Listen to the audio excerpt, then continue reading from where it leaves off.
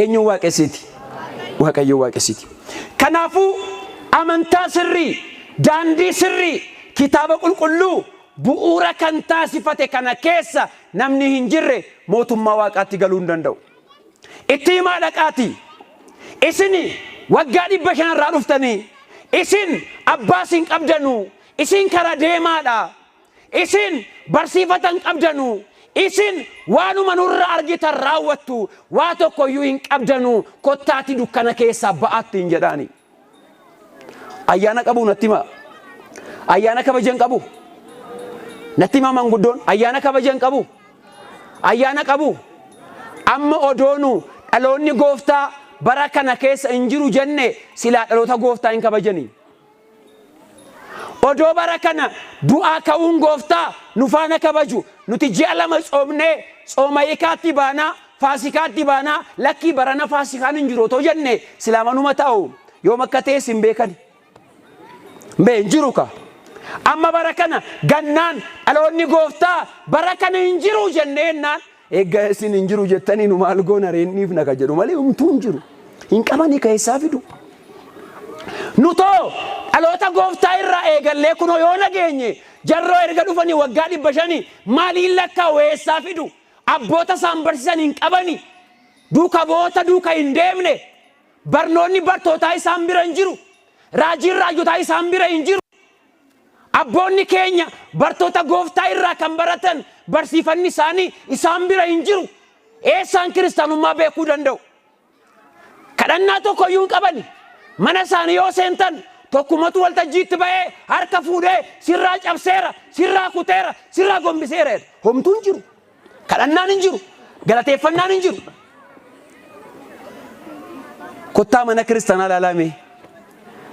maaleetii dhaabbatu abboonni kidaanii geessu abboonni sirna qiddaasee raawwatu abboonni hin barsiisu barsiisonni waa hunda guute nuuf kenne waaqayyo galanni ulfinni isaaf haa ta'u nuti qabna abboota qabna warra daandii waaqayyo nutti himan odoo inni amantaa isaanii hundeesse hin dhalatiniin duratti waggaa 700 duratti abbaan Tekla Hayimaanoot asuma Dabra Liibaanos dhufanii asitti nu barsiisaniiru nuti abboota keenya manguddoota keenya dhaloota keenya warra durii kan barsiisan abboota akkanaa qabna nu abbaa Yesuus moo qabna abbaa Giyoorgii Saangaasachaa qabna Yohaannis Afaawarqee qabna qulqulluu Gorgoryoosiin qulqulluu Baasiliyoosiin qabna qulqulluu Qeerloosiin qabna aangoon lubummaa keenya abbootarraa gooftaa keenyarraa kee dhufe nurra ga'e lubummaan abboota keenyaarra qaban qeesonni lubummaa kana eessaa fiddani yoo jettani otoodhuma boodatti lakkaa adeemtanii waggaa 2000 irraa hangafa lubootaa Kiristoos bira gaadhaqe kan jiraa hin jiru nama dhuunfaa waggaa 500 irraa biyya Jarman keessa jiru isa bira ga'ee dhaabbata hincita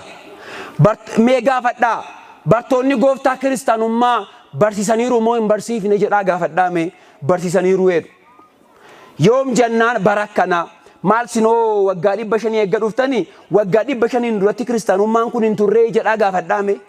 tureera yoo jedhan maaliif isa duukan deemne immoo jedhame deebii hin qabani amma baadiyyaa keessa naannanii ummata gowwaa gaafa argatanii soba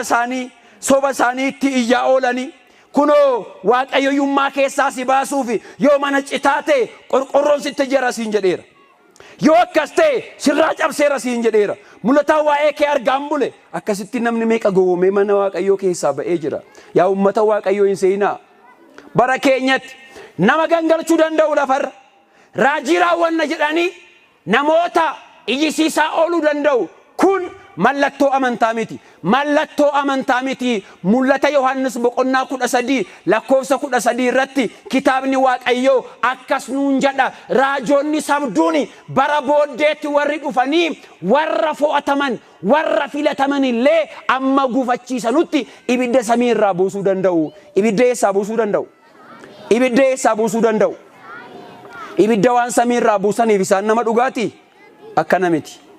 Qorontos lammaffaa boqonnaa 11 lakkoofsa 13 gubbaatti qulqulluun Phaawulos maal nuun jedha namoonni akkasii nuun jedha kitaaba qulqulluu irraan baase